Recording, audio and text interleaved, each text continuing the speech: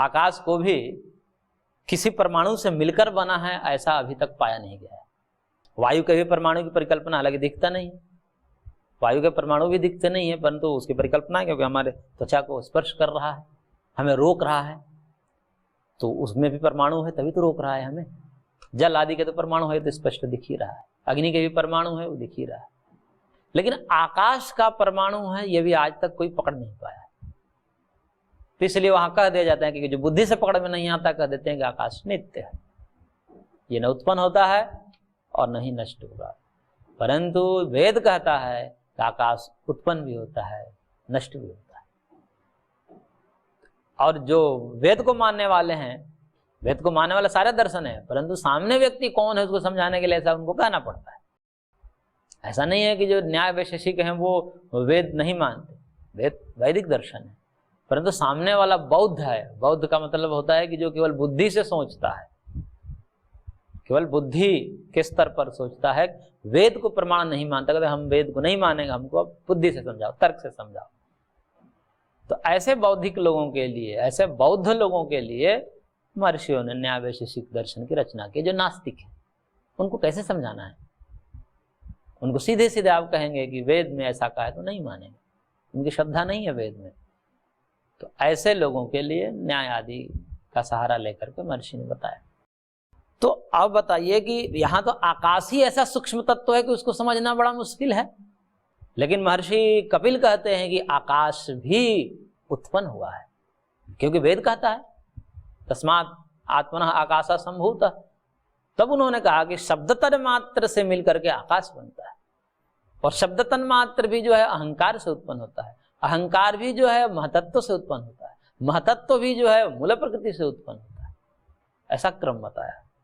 तो अब वहां तक समझना बड़ा मुश्किल है, इसलिए कह दिया कि अणोह अणियान। तो अणोह अणियान सम, सूक्ष्म से भी अति सूक्ष्म है। कहने का मतलब है कि वो बुद्धि से पकड़ में नहीं आने वाला है, बुद्धि से पकड़ ही नहीं सकते, क्योंकि बुद्धि बनी है जगत के लिए, परमात्मा के लिए बुद्धि नहीं बनी है। बस बुद्धि इतनी ही बनी है परमात्मा के कार्य में कि एक बार देख लो, इस जगत को देख कर सोच विचार कर लो कि है कि नहीं है, इसके मूल में कोई चेतन है कि नहीं है। बस इतना ही जिसने निर्णय कर लिया, समझिए कि उसकी बुद्धि की सार्थकता है। इतना ही यदि समझ में नहीं आ रहा है कि इस जगत के मूल में कोई जगदीश्वर है, चेतन है, इस शरीर के बीच में कोई एक शरीरी आत्मा है, यदि किसी को इतना ही समझ में नहीं आया तो समझ लीजिए कि बुद्धू है, बुद्धि नहीं है उसके पास। भगवान ने बुद्धि इसलिए दिया है कि इन जड़ तत्वों का विवेचन कर लो, और जड़ तत्वों का विवेचन करके इसके पीछे छुपा हुआ एक जो चेतन तत्व है उसको पहले बुद्धि से समझ लो कि नहीं ये तो है। यदि ऐसा नहीं है तो फिर ऐसा क्यों हो रहा है? ये सब जो है अन्वय और व्यतिरेक जो व्याप्ति बनाई जाती है दर्शन शास्त्रों में, वो ऐसा करके आप सब खूब चिंतन कर लो और अंत में निर्णय निकाल लो कि देह से अतिरिक्त एक देही है, शरीर से अतिरिक्त एक शारीर आत्मा है, जगत के पीछे जगदीश्वर है, जड़ के पीछे चेतन है। और इतना जिसने कर लिया उसकी बुद्धि की सार्थकता है। और फिर उसको प्राप्त करना, जब उसको प्राप्त करने जाते हैं तो फिर कहते हैं कि फिर बुद्धि से ऊपर उठना पड़ता है। समाधि में क्या होता है? योगश्चित्त वृत्ति निरोधा, बुद्धि से भी पार जाना पड़ता है। तो बुद्धि बनी है जगत के लिए, भगवान के लिए बुद्धि नहीं बनी। भगवान जो है बुद्धि से प्राप्त नहीं हो सकते, इसलिए कहा बहुत अति सूक्ष्म है, उससे किसी इंद्रियों से नहीं जान पाएंगे। और सर्वस्व धातारम, समस्त जगत के धारण करने वाले हैं, आधार है, जगदाधार है, जगत के आधार हैं, उनके धारण पोषण करने वाले हैं। सर्वस्व धातारम अचिंत्य रूपम, उनका रूप कैसा है? अचिंत्य है। अचिंत्य का मतलब कि चिंतन में नहीं आता। उनका रूप के चिंतन करने चले, जैसे वेद में जो शुद्ध स्वरूप बताया है भगवान के, वो जो निर्गुण स्वरूप, फिर तो दिमाग ही काम नहीं करता वहां, क्योंकि बुद्धि भी त्रिगुणात्मिका है। ये भी कुछ सोचती है तो गुणों के अनुरूप सोचती है, गुणवान चीज, गुण की परिकल्पना करती है। क्योंकि बुद्धि से हम कुछ सोचेंगे कि बुद्धि त्रिगुणात्मिक सत्व रज तमस से बनी हुई है, तो इसलिए गुणवान पदार्थ को तो समझ लेगी कि ये गुण है, इसमें गुणी है, ये गुण वाला है, ये द्रव्य है, तो गुण गुणी इस संबंध से जानती है। लेकिन जैसे ही कहा जाए कि न उसमें रूप है, देखिए रूप रस गंध शब्द स्पर्श ये सब गुण कहे जाते हैं।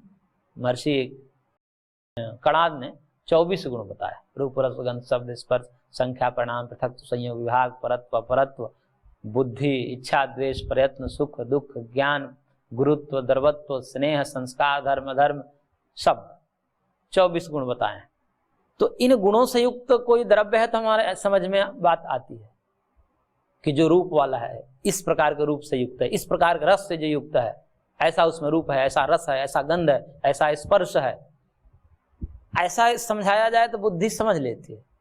लेकिन जब कहा जाए न रूप है उसमें, न रस है, न गंध है, न स्पर्श है, न शब्द है, अब वहां बुद्धि शून्य हो जाती है, वो समझ ही नहीं पाती आखिर क्या है, ऐसा तत्व कैसा है, और बुद्धि के पकड़ से बाहर आ जाता है।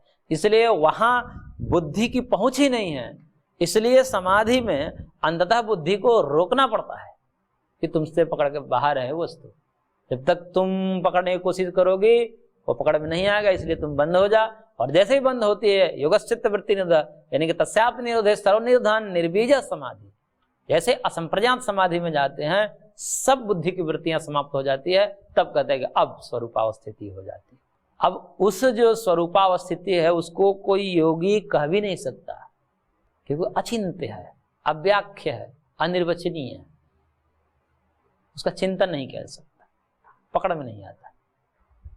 हालांकि उसको भी समझाने के लिए महर्षि ने खूब प्रयास किया, लेकिन समझा तो देते हैं, पर कई बार ऐसा लगता है समझते समझते कुछ नहीं समझे, लेकिन इतना तो होता है कि कुछ तो है, इतना विश्वास रहता है। पर कई बार ऐसा लगता है समझ जाते हैं तो फिर लगता है समझाएं कैसे। इसलिए पूर्व में भी भगवान ने कहा ये समझने वाले और समझाने वाले दोनों ही बड़े बिरले हैं। तो रूप कैसा है इनका? अचिंत्य रूप, अचिंत्य रूप है, बड़ा सूक्ष्म है। और आदित्य वर्णम, आदित्य वर्ण वाले हैं। आदित्य मतलब सूर्य, सूर्य जैसे प्रकाशमान होता है, प्रकाश जहां पर अंधकार नहीं होता है, तो आदित्य वर्णम। और उसी को कह दिया तमसा परस्तात्। जब आदित्य वर्ण है तो दूसरा पक्ष ये आएगा कि तमसा परस्तात्, तमस से दूर है। जहां आदित्य है, जहां प्रकाश है, वहां अंधकार कहाँ हो सकता है। तो प्रकाश जो है वह ज्ञान का, चेतनता का प्रतीक है। ज्ञान चेतनता, जैसे जहां चेतन होता है वहां क्या होता है? क्रिया होती है ना। जो भी चेतन होता है वो क्रिया करता है, हलचल करता है, गति करता है, जहां चेतनता होती है। जैसे रात्रि, घोर रात्रि में क्या होता है? सारे वस्तुएं जो हैं, सारे प्राणी जो है सो जाते हैं, चलना फिरना हिलना डोलना सबका बंद हो गया। तो अंधकार में क्या होगा? सबका हिलना डोलना बंद, मानो कि सब मृत्यु को प्राप्त हो गया, ऐसा लगता है। अब तो शहरों में अलग बात है, नहीं तो गांव में देखने को मिलता है कि 12 बजे के बाद देखिए सब झनझन कर रहा है पूरा गांव, कहीं कुछ खटर पटर नहीं हो रहा है, कोई लाइट भी नहीं, एकदम घोर अंधकार। तो ऐसे में सब कुछ शांत है, जैसा कि प्रलय है, झनझन कर रहा है सारा कोई। और जैसे प्रकाश आता है माताएं अपना बर्तन खटखटाने लगती हैं, और जो है किसान अपने पशुओं को इधर उधर करने लगते हैं, गाय बोलने लगती है, चिड़िया चहचहाने लगती है, सब हलचल में आ जाते हैं।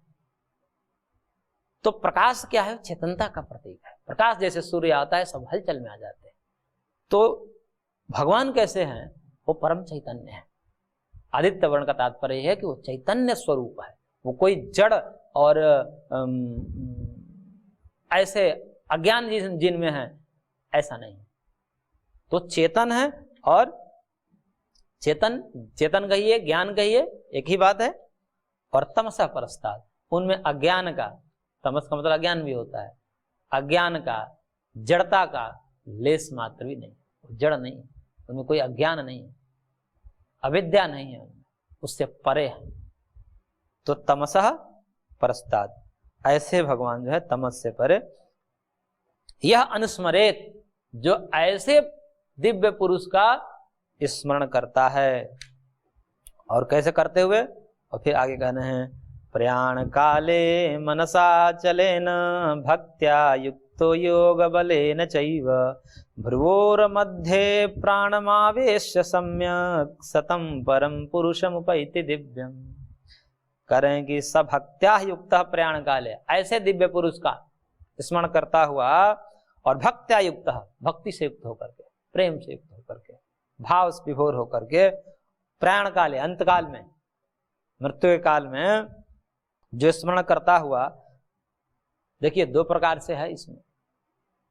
एक तो है कि सामान्य रूप से जो भगवान ने कहा कि तस्मात् सर्वेषु कालेषु मामनुस्मृत्य युध्यत, इसमें तो जो होगा कि स्मरण करते करते और उस भाव को, भगवान के भाव को विभोर होकर के प्राण त्याग दिया, वो भी प्राप्त हो जाएगा। एक दूसरी विधि है योग विधि, उस विधि का यहाँ पर वर्णन कर रहे हैं।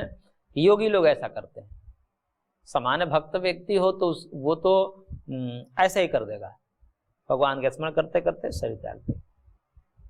लेकिन योगी लोग भिन्न प्रकार से करते हैं, उसी का यहाँ पर वर्णन कर रहे हैं। वो प्रयाण काल में क्या करता है, तो सब भक्त्या युक्त प्रयाण काल है, वह भक्ति से युक्त पुरुष जो है प्रयाण काल में योग बले न, योग बल से, क्योंकि योगी है, प्राणायाम आदि के द्वारा प्राणों पर संयम करता है, प्राणों पर विजय जिन्होंने प्राप्त कर लिया है वो ऐसा करता है। उसके अंदर इतना सामर्थ्य आ जाता है, प्राणों को इतना वश में कर लेता है, पांचों प्राणों पर, प्राण समान, व्यान, उदान, इन सब प्राणों पर जिन्होंने विजय प्राप्त कर ली, उसको इतना सामर्थ्य हो जाता है कि जब चाहे तब अपने शरीर से प्राण को निकाल सकता है, यहां तक अधिकार कर लेता है।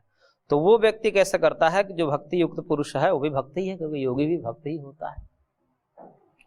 तो सभक्त्या युक्त प्रयाण काले योग बलेन, योग बल से क्या करता है, भ्रुवोर मध्य प्राणम सम्यक आवेश्य, इन भ्रुवों के मध्य में प्राण को सम्यक रूप से आविष्ट करके, लगा करके, यहाँ पर पूरे प्राण को यहाँ पर लगाया, प्राण को खींच करके लाया वहां पर भ्रिकुटी में, और वहां पर स्थापित करके अचलेन मनसा, अब मन को अचल कर दिया, क्योंकि प्राण जब कंट्रोल में होता है तो मन अपने आप स्थिर हो जाता है। मन दौड़ता है प्राण के दौड़ने से, और मन निरुद्ध होता है प्राण के निरुद्ध होने से। इसलिए प्राणायाम की विधि का खोज महर्षियों ने किया कि प्राण जब तक हलचल में होगा मन हलचल में आएगा, और मन को जो हलचल से रोकना है तो प्राण को रोक दीजिए। इसलिए प्राणायाम करके पहले उसको जो है प्राणों पर संयम करते हुए दीर्घ करते हैं, फिर सूक्ष्म करते हैं, दीर्घ और सूक्ष्म। पहले प्राण को लंबा करेंगे तो उनका प्राण योगियों का लंबा होता है, फिर धीरे धीरे सूक्ष्म हो जाता है। तो दीर्घ और सूक्ष्म करके और फिर जो है वह प्राणों को विजय प्राप्त करते हैं।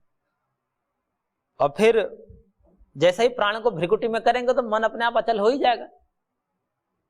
चले वाते चलम चित्तम निश्चले निश्चलम भवेत, तो प्राण के चलने पर मन भी चलता है, प्राण के निश्चल होने पर मन भी निश्चल हो जाता है। तो जब प्राण को ही यहाँ भ्रिकुटी पर लेकर खींच कर आए तो मन भी वहां अपने आप लग ही जाता है। और अचलेन मनसा, अचल मन से, निश्चल मन से, अब वो मन कहीं और नहीं डोल डाल कर रहा है, बस स्थिर हो गया। और तम दिव्यम परमम पुरुषम उपैति, उसका स्मरण करते फिर उस भ्रिकुटी में प्राण को लाया, फिर मन को भी वहां टिकाया, अचल किया, स्थिर किया। जैसे दीपक, निर्वात में दीपक की उपमा जैसे दिया महर्षि ने, भगवान ने पूर्व में, कि उस प्रकार से स्थिर कर दिया। और फिर स्मरण करते हुए, भगवान का ध्यान करते हुए, और फिर शरीर का त्याग कर दिया। तब भगवान कह रहे हैं कि तम दिव्यम पुरुषम उपैति, तो वह योगी उस दिव्य पुरुष को प्राप्त होता है। ये विधि है।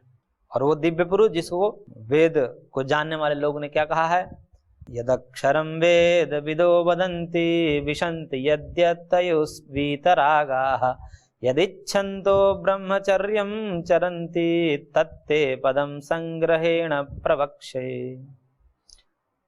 करेंगे वेद विदः यत् अक्षरम वदन्ति वीतरागाः, जो वेदविद हैं, वेद को जानने वाले, वेद के रहस्य को समझने वाले, जिस अक्षरम वदंती, जिस परमात्मा को, जो दिव्य पुरुष अभी कहा जिनको, उस दिव्य पुरुष को अक्षर शब्द से कहते हैं। वो अक्षर है, अविनाशी है, ऐसा वदंती। वेदविद लोग, वेद के जानकार लोग, वेदज्ञ लोग उसको अक्षर कहते हैं। वीतरागा यतयः यत् विशन्ति, और वीतरागी जो सन्यासी है जिसमें प्रविष्ट करते हैं। और यत इच्छन्तः ब्रह्मचर्यम चरन्ति, और जिसकी इच्छा के लिए, जिसकी प्राप्ति के लिए ब्रह्मचारी लोग ब्रह्मचर्य जैसे कठिन साधना को करते हैं, जिसके लिए तत्पदम ते संग्रहेण प्रवक्ष्ये। अब भगवान कह रहे हैं कि उस तत्व को जिसको वेदज्ञ लोग अक्षर कहते हैं, वीतराग सन्यासी जिसमें प्रविष्ट करते हैं, ब्रह्मचारी जिसके लिए ब्रह्मचर्य करता है, ऐसे उस एक तत्व को, एक अक्षर तत्व को मैं संक्षेप में अब कहूंगा, सावधान होकर सुनो, कि उस एक तत्व को मैं संक्षेप में संग्रहेण प्रवक्ष्ये, मैं संक्षेप में कहूंगा, ध्यान से सुनना। तो आगे कह रहे हैं भगवान, सर्वद्वाराणि संयम्य मनो हृदय निरुध्य च मूर्ध्न्याधायात्मनः प्राणम आसितो योग धारणाम। कह रहे हैं भगवान कि सर्वद्वाराणि संयम्य च मनः हृदय निरुध्य, सब दरवाजों को संयम करके, द्वार क्या है? इंद्रियां ही द्वार हैं, आंख कान नाक जीभ त्वचा वाक पाणी पाद पायु उपस्थ, तो ज्ञान इंद्रिया और कर्म इंद्रिया यही सब द्वार हैं। इन्हीं इंद्रियों को क्या करके? संयम में रोक करके, यानी कि बाहरी विषयों से रोक करके। मन हृदय निरुद्ध, मन को हृदय में निरुद्ध करके, मन को हृदय में समाहित करके, प्राणम मूर्धनि आधाय, प्राण को मूर्धा में ले जाते हैं योगी लोग। ये सब योग विधि है, योगियों के लिए ये सब है। तो प्राणम मूर्धनि आधाय, प्राण को मूर्धा में ले जा करके आत्मनः योग धारणम आस्थितः, और अपने आत्मा को क्या करते हैं? योग धारणम आस्थितः, योग में स्थित करते हैं अपने आप को। क्या करते हैं? योग में, यानी कि समाधि में स्थित करते हैं। प्राण को मूर्धा में ले गए, मन को हृदय में सन्निविष्ट किए, भाव विभोर हुए, और फिर क्या करते हैं? ये विधि है, किस प्राण त्याग करने की विधि, मरने की विधि है ये। शंकराचार्य ने एक प्रश्नोत्तरी में प्रश्न किया कि मरना किसका अच्छा, मरना किसका अच्छा? तो उन्होंने कहा कि मरना वही अच्छा जो फिर न मरे, जिसको फिर न मरना पड़े वही मरना है, बाकी मरना नहीं। तो मरने की विधि बता रहे हैं कि ऐसा देह त्याग करें कि फिर अब देह त्यागना ही ना करना पड़े कभी, यानी कि देह मिले ही नहीं। जब देह मिलेगा ही नहीं तो देह त्यागने का प्रश्न ही नहीं। इसलिए करें कि सारे इंद्रियों को संयम किया, मन को हृदय में निरुद्ध किया, प्राण को मूर्धा में ले गया और योगस्थ हो गया, समाधिस्थ हो गया। और फिर क्या किया? ओम इति एकाक्षरम ब्रह्म व्याहरन् मामनुस्मरन् यह प्रयाति त्यजन् देहं सयाति परमां गतिम्। तब कह रहे हैं भगवान, ओम इति एकाक्षरम ब्रह्म, ओम जो ये एकाक्षर ब्रह्म है, तस्य वाचकः प्रणवः, भगवान का जो नाम ओम है, ओमकार है, प्रणव है, उसका व्याहरण, उच्चारण करता हुआ धीरे धीरे वह खरी वाणी से पहले उच्चारण करेगा, और उच्चारण करके ये सब पूर्व में ही उच्चारण करके, और फिर मन को हृदय में करेगा, प्राण को मूर्धा में ले जाएगा, युवस्थ होगा। क्योंकि युवस्थ होने के बाद फिर उच्चारण नहीं कर पाएगा। जैसे चित्तवृत्ति निरुद्ध हो गई तो फिर उच्चारण नहीं कर पाएगा। तो व्याहरण का मतलब यहाँ पर उच्चारण करता हो तो वो पूर्व में ही होगा। ओम का उच्चारण करके, जैसे योगी लोग भाव पूर्वक ओम का उच्चारण करके, और फिर उपरोक्त क्रियाएं होंगी, जो ऊपर वाली क्रियाएं बताइए, सब दरवाजों को संयम करके, मन को हृदय में लगा करके, और प्राण को मूर्धा में ले जाकर व्यवस्थ होकर के, और फिर माम अनुस्मरण, वहां मेरा अनुस्मरण करता हुआ देहम त्यजन प्रयाति, इस देह का त्याग करके यहां से जाता है, तो सह परमाम गति में जाती, वही श्रेष्ठ गति, उत्कृष्ट गति को प्राप्त होता है। यानी कि वो गति क्या है कि अब आना जाना नहीं पड़ेगा। इस प्रकार से जो देह त्याग करता है उसको अब आज आना जाना नहीं होता है, तो वही परम गति है। परम गति का मतलब श्रेष्ठ गति, अब आना ही जाना ना पड़े, अब भाव बंधन छूट गया। तो इस प्रकार से जो है योगी लोग अपना देह त्याग करते हैं तो मेरे को ही प्राप्त होते हैं।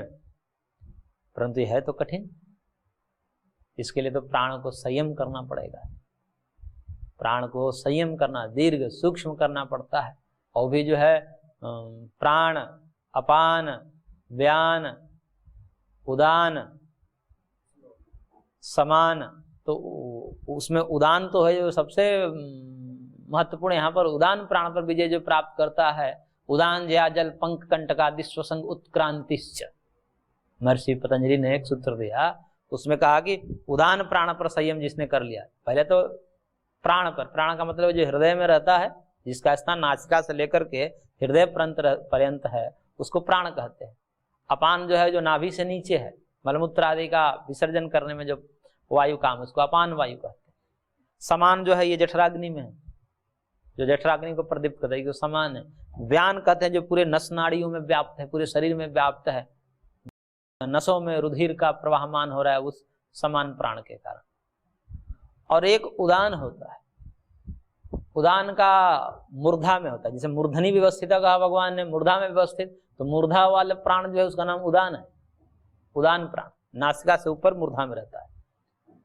इस प्राण पर यदि किसी ने विजय प्राप्त कर लिया तो उसके लिए तो महर्षि ने, पतंजलि ने एक सूत्र जो मैंने अभी कहा, उदान जया जल, तो उदान जया जल पंख कंटकादिस्वसंग, उदान प्राण पर जिसने विजय प्राप्त कर लिया तो कहते हैं कि जल कंटकादिस्व, जल कंटकादियों में, जल मतलब जल, पानी में, कांटे में, कीचड़ में कहीं डूबेगा नहीं, उसके ऊपर ही चलेगा, जल के ऊपर चलेगा, ऐसे कांटे के ऊपर भी चलेगा, उसको चुभेगा नहीं कांटे, इतना हल्का हो जाएगा। तो उदान जया जल पंख कंटकादिषु असंग, उसमें लिप्त नहीं होता, कीचड़ के ऊपर भी चलेगा, पानी के ऊपर भी चलेगा, फूल के भी ऊपर चलेगा, यहां तक तो कहते हैं कि सूर्य के रश्मि का आलंबन बना करके वो सूर्यलोक में चला जाएगा, इतना सूक्ष्म हो जाता है अपने शरीर।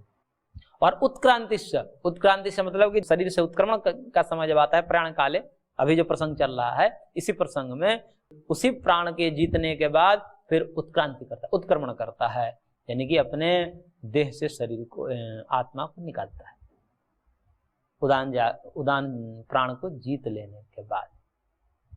तो बड़ा कठिन मार्ग है, योगी लोग करते हैं, जन्म जन्मांतर की साधना है। लेकिन यदि ऐसा ना होगा तो क्या होगा, फिर मुक्ति नहीं होगी, भगवान प्राप्त नहीं होगे। तो उसके लिए कह रहे हैं ऐसी बात नहीं है, भगवान कहे कि सुलभ भी मार्ग है, तो उसके लिए कह रहे हैं अनन्य चेता सततम यो माम स्मरति नित्यशः तस्याहम सुलभ पार्थ नित्य युक्त योगिनः। कह रहे हैं कि देखिए सबसे सुलभ बता रहे हैं उपाय, ये तो योगियों के लिए दुर्लभ है, सबके लिए संभव नहीं है, लेकिन हम जैसे लोगों के लिए कह रहे हैं कि सुलभ मार्ग ये है कि हे पार्थ, मयि अनन्य चेता नित्यशः सततम माम स्मरति। अनन्य चेता होकर के, जिसका चित्त अन्य किसी में नहीं लगता, मतलब अपने चित्त को ही भगवान को ही दे रखा है जिसने। ये होता नहीं, कहते हैं कि दिल किसी को दे दे, बोले दिल अपने दिलदार को दे दे, बोले कौन है दिलदार, तो भगवान है। उन्हीं को जिन्होंने अपने सब कुछ दे दिया, अपने दिल को भी, अपने हृदय को भी, अपने चित्त को भी उन्हीं को दे दिया। इसलिए कृष्ण का अर्थ ही हमने पूर्व में कहा था कि जो योगियों के भी चित्त को आकर्षित कर ले, वो कृष्ण है, वो भगवान का नाम है। तो ऐसे योगियों के चित्त वो आकर्षित करने वाले जो भगवान हैं, कृष्ण हैं, उन्हीं में जिसका चित्त रमा हुआ है वही अनन्य चेता है।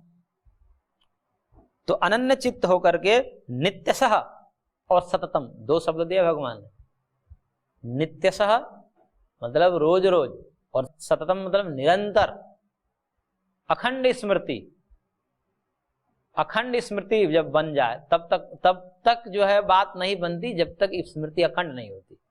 कहते हैं कि भगवान नहीं मिलते, इतने दिन तक हमने भजन किया, फिर हम अपनी स्थिति को देखते हैं तब पता चलता है कि हमारी स्मृति तो अखंड खंड है। ध्यान के समय कुछ समय भगवान याद आते हैं, उसके बाद याद नहीं आते। तो यदि स्मृति अखंड हो जाए, नित्यशः और सततम, रोज रोज और निरंतर, 24 घंटा, सोने में भी यदि भगवान आ जाए, स्वप्न में भी भगवान आ जाए, सुसुप्ति में भी भगवान में ही चित्त रमण करे, ऐसी स्थिति आ जाए, तो उसके लिए कह रहे हैं भगवान कि सत्यम माम स्मरति, इस प्रकार से मेरा जो स्मरण करता है, अभ्यास की महिमा है।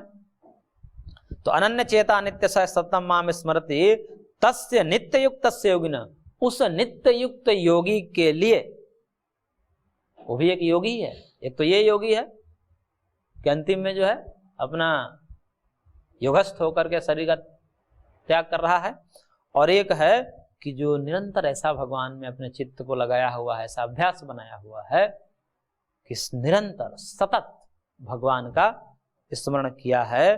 तो ऐसे नित्य स्मरण करने वाले योगियों के लिए, व्यक्तियों के लिए भगवान कह रहे हैं कि अहम सुलभ, मैं सुलभ। फिर इसको जो है पिछले वाले जो बातें हैं वो न भी करे तो भी चल जाएगा। वो प्राण पर संयम करके प्राणायाम के माध्यम से, और फिर जो है मन को हृदय में निरुद्ध करके और प्राण को मूर्धा में ले जा करके या भ्रू और मध्य में भ्रिकुटी में स्थित करके योगस्थ करके समाधिस्थ करके वो न भी कर पाए तो भी भावपूर्वक भगवान का चिंतन करता हुआ अपना शरीर त्याग दे, तो भी भगवान कह रहे हैं कि उसके लिए मैं सुलभ हूं। सुलभ मतलब मैं आराम से प्राप्त हो जाता हूं। कष्ट मतलब पिछले वाले जो कष्ट हैं प्राणायाम वाले, वो करना नहीं पड़ता है। और फिर इसका फल क्या है? तो भगवान कह रहे हैं मामुपेत्य पुनर्जन्म दुःखालयम शाश्वतम नाप्नुवन्ति महात्मानः संसिद्धिं परमां गताः। कह रहे हैं कि परमां संसिद्धिं गताः परमात्मनः मामुपेत्य दुःखालयम अशाश्वतम पुनर्जन्म नाप्नुवन्ति।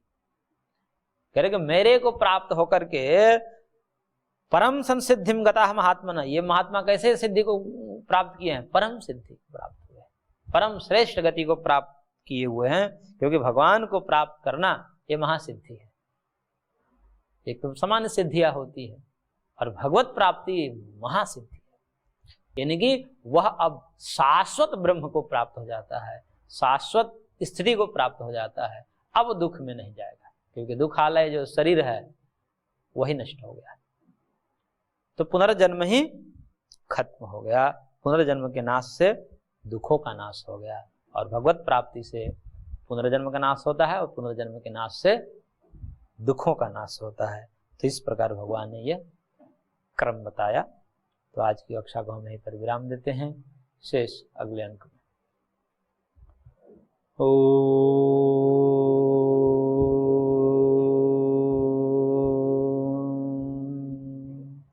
शांति शांति शांति।